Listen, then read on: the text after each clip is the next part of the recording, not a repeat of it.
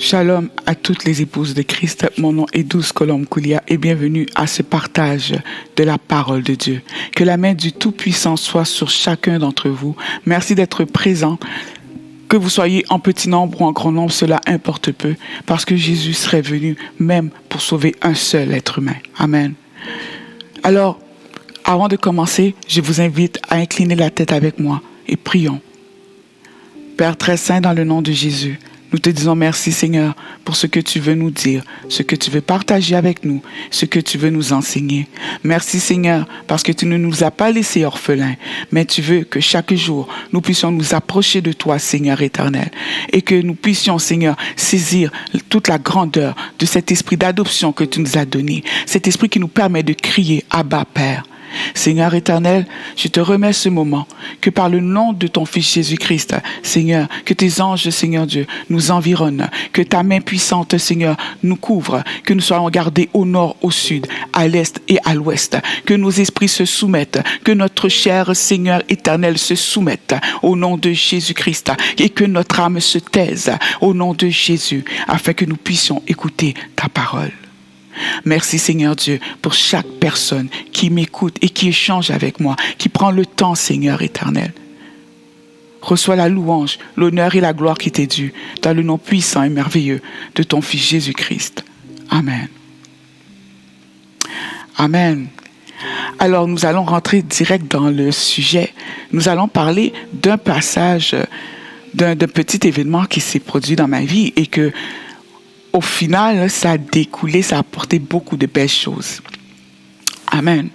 Alors, depuis 3 jours, je ne cessais de voir dans mon esprit la même image encore et encore. L'image était tellement claire que c'était comme si l'image, elle était physiquement devant mes yeux. Je voyais un homme à genoux, la tête inclinée et son corps prosterné. Au début, je me suis demandé si ce n'était pas mon imagination.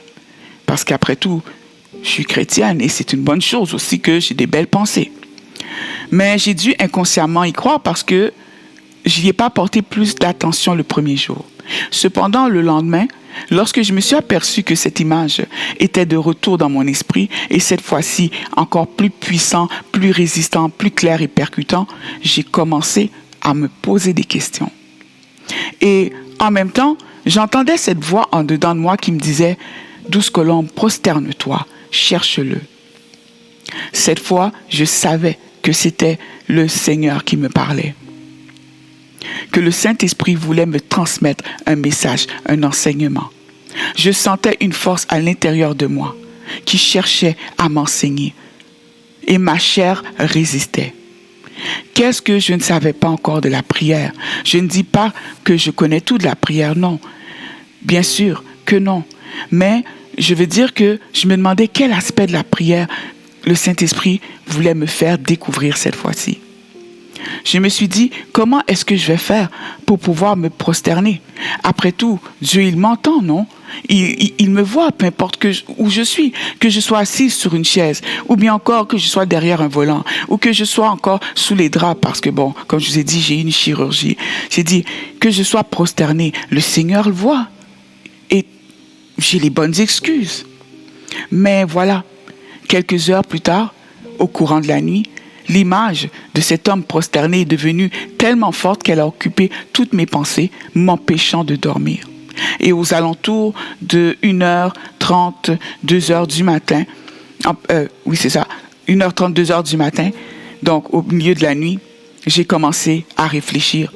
Je me suis assise sur mon lit, j'ai pris un crayon, j'ai pris un cahier et j'ai dit, je suis prête, je t'écoute. Et le Saint-Esprit l'a tout simplement fait. Il est venu me parler, il est venu m'enseigner. Et je suis allée directement à sa rencontre. Et ceci est ce que mon crayon a mis sur papier ce soir-là.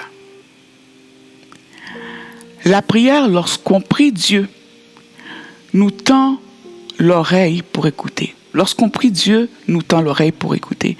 Il écoute nos doléances, il écoute nos soucis, nos joies, nos peines, nos désirs, nos secrets, nos confessions, nos déceptions.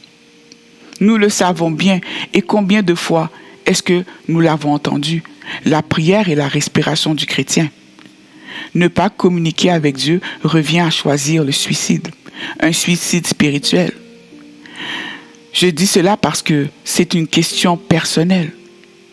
Mais en y repensant bien, sur 10 000 personnes qui élèvent la voix en même temps, dans un même lieu et pour un même sujet, combien ont réellement prié?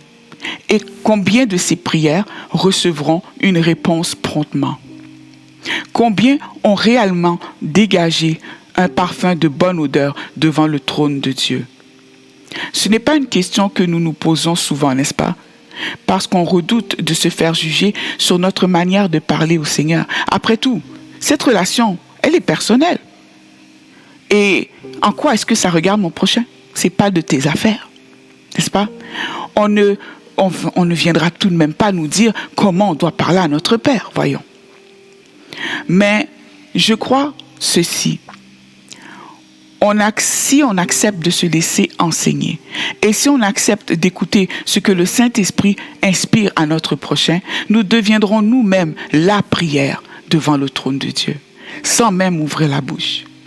La parole de Dieu déclare dans Luc au chapitre 16, verset 15, « Vous cherchez à paraître juste devant les hommes, mais Dieu connaît vos cœurs. » Amen.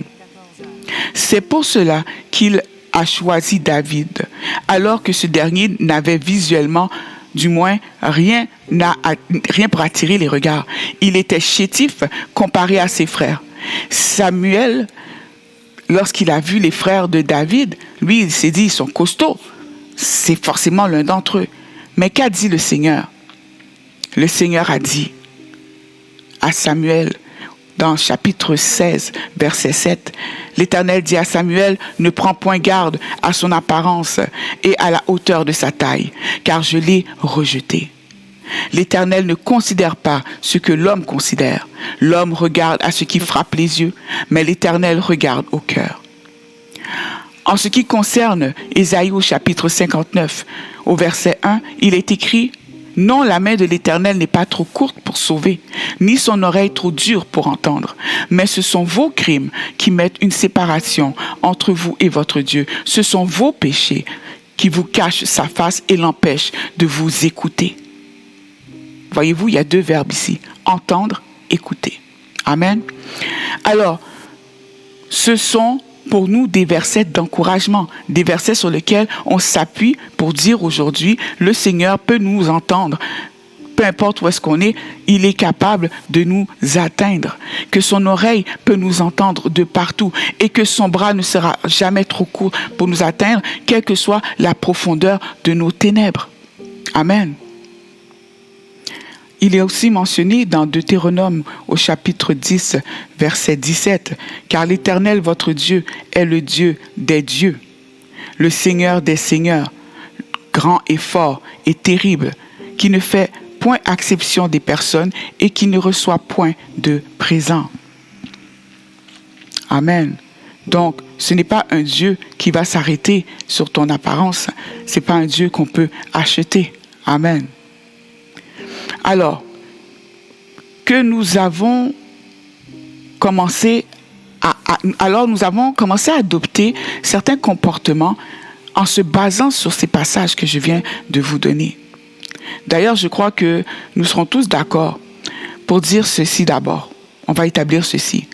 Si une personne est paralysée, par exemple, et qu'il est assis, pendant la prière, il ne sera pas moins entendu, n'est-ce pas? Et le Seigneur va l'écouter. Si une autre personne est couchée, elle fait de la fièvre, elle est souffrante, le Seigneur va l'écouter également, même s'il est en position allongée. Je pense que nous sommes tous d'accord pour cela, n'est-ce pas? Et le Seigneur est compatissant. Il sait ce que c'est. On nous a enseigné à l'Église que nous devons prier en tout temps. Et ça, c'est dès l'école du dimanche, alors qu'on était encore tout petit. On nous a dit qu'on doit prier en tout temps et que que ce soit dans le train, que nous soyons en train de cuisiner, que nous soyons en train de prendre un café, que nous soyons dans le bain, que nous soyons au travail, peu importe l'endroit, nous pouvons prier. Le Seigneur nous entend, il nous écoute. C'est ce que on nous a appris. Et vous savez quoi? Je suis d'accord. Mais vous vous doutez bien que si c'était tout, eh bien, j'aurais pas fait ce message aujourd'hui. Amen. Je vous pose donc la question. Si c'est correct, alors pourquoi, lorsque nous prions, le Seigneur prend tant de temps à nous répondre? Pourquoi prend-il tant de temps à nous exaucer alors qu'il dit lui-même dans Psaume au chapitre 37, verset 4, « Fais de l'Éternel tes délices et il te donnera ce que ton cœur désire. » Et lorsque nous n'avons toujours pas reçu de réponse de sa part et que nos frères et sœurs nous questionnent par rapport justement à cette prière que nous avions et pour laquelle nous attendions impatiemment une réponse, qu'est-ce qu'on va être porté à dire? Nous serons portés à dire, ah ben, le Seigneur est souverain. Hein? Frère, toute chose concourt au bien de ceux qui aiment Dieu. Si Dieu m'a pas donné, c'est parce que je ne devais pas recevoir. D'autres viendront encore, vont dire, ah, c'est parce qu'il y a un temps pour chaque chose. C'est pas ça. C'est ce que nous disons, n'est-ce pas? D'autres diront que le Seigneur ne donne pas ce que nous croyons avoir besoin, mais ce que lui sait que nous avons besoin. Donc probablement qu'on n'en avait pas besoin. Sauf que lorsque tu pries pour avoir un enfant et que tu n'en as pas, là, ça devient un peu étrange. Si dans la Bible, de Genèse à Apocalypse, on a pu suivre les histoires des patriarches, de ces anciens, et voir qu'ils se prosternaient devant l'Éternel, on devrait peut-être se poser des questions aujourd'hui. Parce que eux, ils se prosternaient, et souvent. Alors que nous, aujourd'hui, nous ne nous prosternons pas, et c'est encore beau si on arrive à ouvrir la bouche pour prier. De toute façon, on a reçu l'esprit d'adoption, n'est-ce pas? Donc, pas besoin de faire plus d'efforts. Lorsque nous ouvrons la bouche, Dieu s'empresse de nous écouter.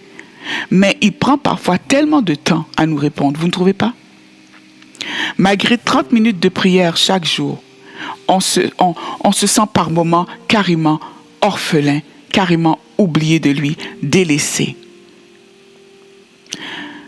Or, dans l'effervescence de l'époque à laquelle nous vivons, qui est marquée particulièrement par le matérialisme, n'est-ce pas nous qui l'avons délaissé? Nous prions avec une telle nonchalance, 5 minutes par ici, 10 minutes par là, juste avant de manger, avant de faire un examen ou de postuler pour un emploi. Dieu entend et c'est ce qui compte. Pire encore, des milliers de chrétiens n'adressent pas un seul mot au Seigneur durant la semaine et le dimanche matin, ils sont les meilleurs amis du Seigneur. Ce n'est pas qu'on n'aime pas Dieu. Ah non, c'est plutôt qu'on manque de temps. C'est ce que vous entendrez et c'est ce qu'on entend la plupart du temps. Il y a 24 heures dans une journée et il nous en faudrait 36. Celui qui pense ainsi est déjà piégé. Il est déjà piégé parce que il est écrit dans 2 Pierre au chapitre 2 verset 19, ils promettent la liberté quand ils sont eux-mêmes esclaves de la corruption, car chacun est esclave de ce qui a triomphé de lui. Amen. Donc, puisque tu manques de temps, tu es esclave du temps, parce que le temps a triomphé de toi. Alors, lorsque nous disons que nous n'avons pas assez de 24 heures dans une journée, c'est que nous déclarons haut et fort, je suis un esclave. David, qui était roi, priait 7 fois par jour. Dans le psaume 119, à partir du verset 164, il est écrit que 7 fois le jour je te célèbre à cause des lois de ta justice. Il y a beaucoup de paix pour ceux qui aiment ta loi et il ne leur arrive aucun malheur. Amen. Vous rendez-vous compte que le roi David, qui avait beaucoup plus de responsabilités que nous et que nos plus grands chefs d'entreprise aujourd'hui, priait 7 fois par jour. Je ne vais pas vous cacher, c'est beaucoup. Daniel en faisait tout autant. Il priait 3 fois par jour et il était en exil. Amen. Aujourd'hui, nous avons remplacé le silence du recueillement par le vacarme permanent de nos cellulaires, de nos télévisions, de nos familles. Le temps qui était pour le Seigneur a été fragmenté, coupé en petits morceaux de 5 minutes par ici et de 10 minutes par là. On se retrouve à prier avec précipitation et c'est ce qui fait que notre prière plutôt est devenue de plus en plus légère, superficielle. Elle est devenue une routine spirituelle. Elle est devenue appauvrie, vidée de sa profondeur. Cette belle profondeur qu'elle avait avant. Pourtant, Dieu, lui, il n'a pas changé. Il attend toujours patiemment dans ce lieu désert, loin des distractions et du bruit, que vous veniez à lui. Comme Jésus qui se retirait toujours à l'écart dans un lieu désert pour chercher la face du Père. Il désire encore nous offrir ce dialogue profond où nos âmes se sentent rassasiées par sa présence, où notre cœur s'abreuve de sa grâce et où même notre corps reconnaît sa souveraineté. Soyons honnêtes avec nous-mêmes. Quand avons-nous pour la dernière fois offert à Dieu un moment de totale disponibilité? Quand avons-nous mis de côté notre confort pour nous plier humblement les genoux devant celui qui règne au-delà des étoiles? La prière véritable n'exige pas un décor somptueux, loin de là, le coin d'une chambre suffira. Ce qui compte, c'est ce que notre corps fait. Ce qui compte, c'est que notre corps s'unisse à notre esprit et à notre âme dans une même posture, celle de l'adoration, celle de l'écoute, celle du respect. Car lorsqu'on fléchit les genoux et qu'on incline humblement la tête, quelque chose de surnaturel arrive. Le ciel s'ouvre au-dessus de nos têtes. Pourquoi le fait de se mettre à genoux, de se prosterner, serait-il si important? Eh bien, c'est simplement parce que le corps a un langage. Et la manière dont nous nous tenons reflète la profondeur de notre foi. J'entends déjà les détracteurs dire que c'est faux, que ça rentre en contradiction avec le passage d'un Samuel que nous venons de lire précédemment. Sauf que le fait que Dieu regarde au cœur n'exclut pas le fait que l'extérieur compte tout autant. Sinon, pourquoi est-ce que Jésus aurait pris le temps de guérir l'extérieur? Il aurait pu dire, je guéris ton intérieur, arrête de te plaindre de ton extérieur. Non. Si Dieu a voulu nous créer en 3 parties, c'est parce que les 3 parties comptent. Nous avons été créés corps, âme et esprit. Nous sommes des êtres tripartites. Par le sacrifice de Jésus, notre esprit qui avait été jadis en communion avec Dieu et qui avait été déconnecté, séparé de lui à cause du péché, a été réconcilié. Cependant, notre âme, lui, il renferme encore des émotions négatives. Et la lecture de la parole est une manière de purifier nos âmes. Et cette partie de notre être tripartite n'est pas encore totalement sauvée. C'est en lisant la parole, en la mangeant, que notre âme maintenant se purifie et qu'il se met en ordre avec ce qui est écrit dans la parole.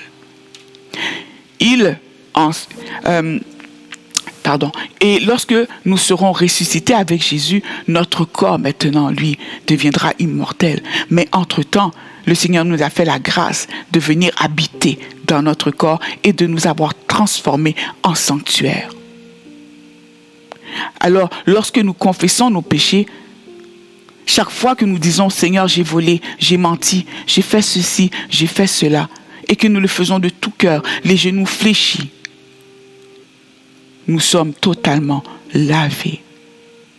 Le livre de Jacques, au chapitre 1, verset 21, déclare « C'est pourquoi, rejetant toute souillure et tout excès de malice, recevez avec douceur la parole qui a été plantée en vous et qui peut sauver vos âmes. » Amen. Ce passage a été écrit après le départ de Jésus vers son Père. Alors, qui peut sauver vos âmes? La parole. Donc, il faut savoir que notre âme, c'est parce que justement, elle est encore insoumise par moments que nous devons la maintenir dans la parole de Dieu. Et lorsque nous lisons la parole que nous lisons à ce moment-là devient comme une source d'eau vive et elle vient purifier cette âme-là. Amen. Donc, lorsqu'on se présente devant le Seigneur, notre esprit se connecte au ciel par le Saint-Esprit qui nous a été donné. Notre âme se soumet par la parole de Dieu que nous avons lue et notre corps ne peut faire autrement que de se plier à celui qui est venu habiter en lui. Amen. C'est justement parce que notre chair et notre âme continuent à entrer en interaction lorsque nous voulons prier, et souvent négativement, il combat l'esprit. C'est justement pour ça que le fait de se mettre à genoux est un geste extraordinaire. Remarquez bien combien de fois dans nos assemblées, on nous demande de nous lever pour pouvoir lire la parole de Dieu avec respect et considération. Et vous verrez des gens rester assis. Qui ira dire à cette personne, mon frère, ma soeur, lève-toi pour honorer la parole de Dieu? Personne. Personne. Parce que justement, on ne veut pas se faire ramasser à coups de versets, n'est-ce pas? Or, Paul nous rappelle avec puissance dans 1 Corinthiens 6, verset 19, ne savez-vous pas que votre corps est le temple du Saint-Esprit qui est en vous, que vous avez reçu de Dieu? Amen. Cette vérité nous appelle à une nouvelle responsabilité. Nous devons maintenant prendre soin de ce corps, car il est désormais un sanctuaire sacré, un sanctuaire vivant, qui ne nous appartient plus, mais qui appartient à celui qui en a fait sa demeure. Alors, lorsque on se lève pour prier entre deux cafés et qu'on dit bonjour au Saint-Esprit entre deux bouchées de sandwich au jambon, on doit se poser des questions. On doit se poser des questions. Lorsqu'on se met à genoux, nous nous rendons disponibles. Nous nous rendons disponibles. De la même façon que le temple où nous allons chaque dimanche prier avec nos frères et sœurs, le pasteur et les gens qui sont là-bas, les diacres, les diaconesses, les frères et sœurs qui sont là, font le ménage, ils veillent à ce que le temple soit disponible pour nous accueillir et pour accueillir le Saint-Esprit qui se manifestera, n'est-ce pas? Eh bien, de la même manière, nous qui sommes devenus sanctuaires, nous devons aussi veiller à ce que le sanctuaire que nous sommes soit toujours bien entretenu, propre et prêt à recevoir le Saint-Esprit et la puissance, sa manifestation à tout moment. Nous pouvons dire que nous avons adoré le Seigneur en esprit et en vérité lorsque le corps, l'âme et l'esprit s'inclinent. Vous savez, aujourd'hui, la science nous parle de découverte alors que c'est quelque chose que le Seigneur nous a dit depuis très longtemps dans la parole. La science s'accorde maintenant pour dire que oui, le corps réagit à ce qui se passe à l'intérieur du cœur. C'est pourquoi vous verrez que certaines personnes, lorsqu'ils développent un cancer particulièrement virulent, si vous cherchez ce qui s'est passé quelques mois ou quelques années auparavant, vous verrez qu'ils ont été souvent frappés d'un grand drame. C'est ce qu'on appelle les maladies psychosomatiques. C'est exactement ça. Ce sont des maladies qui apparaissent après que le cœur a été choqué. Par exemple, une personne peut ne jamais avoir eu de problème cardiaque, mais le jour où elle a appris que son mari la trompait, elle a commencé à faire de l'insuffisance cardiaque. Pourtant, elle avait toujours été en bonne santé avant. Ça veut dire quoi? Ça veut dire que le corps répond à l'âme et à l'esprit. Alors, lorsque nous fléchissons les genoux devant Dieu, nous déclarons, sans même avoir ouvert la bouche au monde spirituel, que notre chair, qui, à mon sens, est le plus rebelle de tous, est lui aussi entièrement soumis à l'Éternel.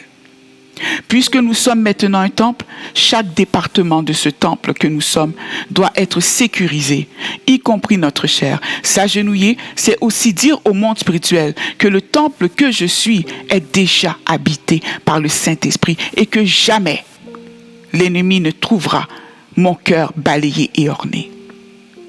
Nous devons arrêter de nous voiler la face. Il y a définitivement une différence entre prier avec tout ce que nous sommes et prier avec une des trois parties ou deux des trois parties que nous sommes. Parce que lorsque nous sommes deux ou un, nous ne sommes pas encore un. Un cœur qui aime véritablement ne pourra pas rester longtemps sans chercher à exprimer cet amour avec son corps lorsque nous aimons quelqu'un. Notre affection s'exprime naturellement par des gestes, un sourire, une étreinte, une parole douce.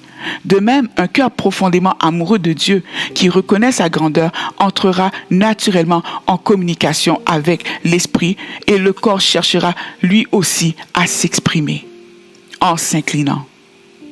C'est pourquoi un corps qui fléchit les genoux avec humilité traduit fidèlement l'attitude intérieure d'un cœur entièrement tourné vers Dieu. S'il vous est possible d'être entendu de Dieu, quel que soit le lieu où vous vous trouvez, sachez qu'il y a une grande différence entre être entendu et être écouté. Ainsi, prier à genoux, c'est cet instant précieux où les trois parties de notre être deviennent un, pour accueillir la présence du Dieu un, du Dieu unique, du Tout-Puissant, l'accueillir avec respect et la révérence qui lui est due. Amen. Nous allons maintenant regarder un passage intéressant qui est celui où notre Sauveur se jette aux pieds du Père dans Matthieu au chapitre 26, verset 39, qui déclare: « Puis, ayant fait quelques pas en avant, il se jeta la face contre terre et pria ainsi: « Mon Père, s'il est possible, que cette coupe s'éloigne de moi. Toutefois, non pas ce que je veux, mais ce que tu veux. » Amen. Dans ce passage, Jésus tombe face contre terre. C'est physiquement qu'il tombe face contre terre. Mais ce n'est pas une chute de défaite. C'est une chute de soumission. C'est le Fils de Dieu et c'est le 100% homme qui chute sur ses genoux pour entrer dans l'angoisse humaine. Lorsque Jésus est tombé sur ses genoux, il est entré dans l'angoisse pour aller nous rencontrer dans notre angoisse.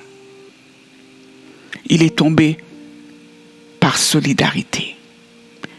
Alléluia. Cette phrase est essentielle. Jésus ne tombe pas parce qu'il est faible, mais il tombe parce qu'il a choisi ce moment précis de porter nos faiblesses et d'aller nous rencontrer dans notre agonie.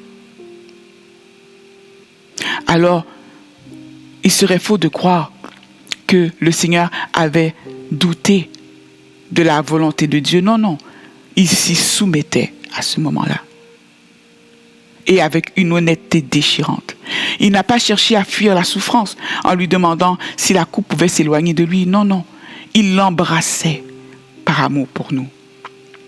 C'est pourquoi, en Luc 2, verset 42, il est dit: « Toutefois, non pas ma volonté, mais la tienne. » Voici le sens de l'adoration véritable. Pas d'échange, pas d'offrande ou de chant. L'adoration véritable, c'est lorsque notre être renonce à sa propre volonté pour faire de la volonté de Dieu la sienne. Quand Jésus est tombé face contre terre, il s'est complètement vidé de sa déité pour nous remplir, alléluia, de sa grâce. Notre Dieu s'est vidé lui-même pour nous remplir, alléluia, de lui-même. Ce moment fut plus lourd que la croix elle-même, parce que c'est là qu'il a choisi librement de nous porter. Jésus n'a pas reçu cette agonie uniquement pour nous sauver de l'enfer. Non, non. Jésus est tombé dans l'angoisse pour aller rencontrer Julie, pour aller rencontrer Martin, pour aller rencontrer Luc, pour aller rencontrer 12 colombes dans son agonie.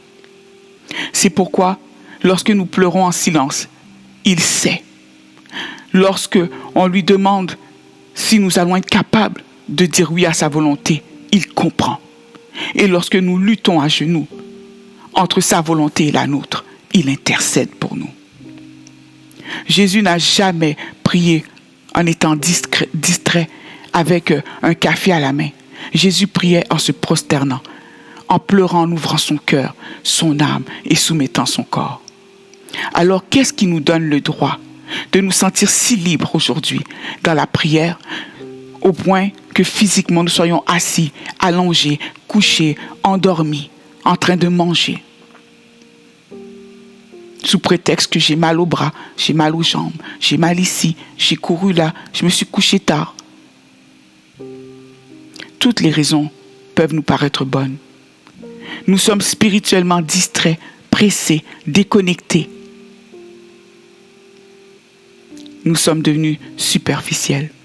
Jésus n'aurait-il pas pu se tenir droit comme un cèdre et marcher comme un héros? Est-ce qu'il n'aurait pas pu faire appel à ses anges? Mais il a choisi de s'abaisser devant le Père avant d'être élevé sur la croix. Alors, je vous pose la question et je me pose la question à moi-même. Comment pouvons-nous espérer vivre la puissance de la croix sans passer par la prosternation du jardin? Se prosterner en grec se dit, proskénéo. Je vais vous l'écrire parce que franchement, moi et le grec, ça fait deux. Amen. Ce qui signifie littéralement adorer. Se prosterner devant. Il prend le sens aussi, écoutez bien comme c'est intéressant, d'embrasser comme un chien léchant la main du maître. Alléluia. Je vous pose la question.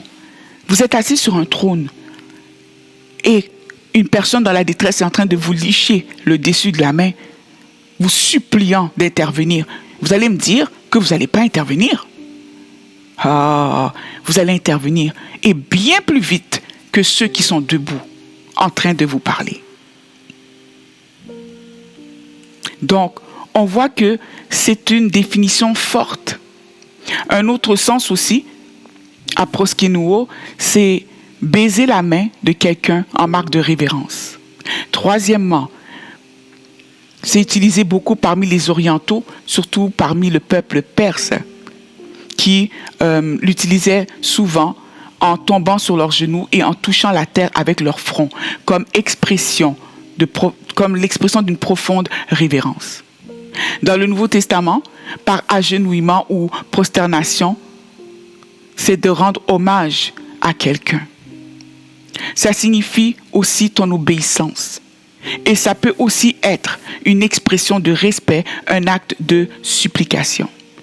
Proskénour. Amen. Alors, pour conclure, lorsque nous ne savons pas quoi dire, nous souffrons tellement. Tomber sur ses genoux et garder le silence est la plus grande des prières. Parce qu'à ce moment-là, le Saint-Esprit que Jésus-Christ nous a laissé entre en action et il parle pour toi au travers de tes murmures.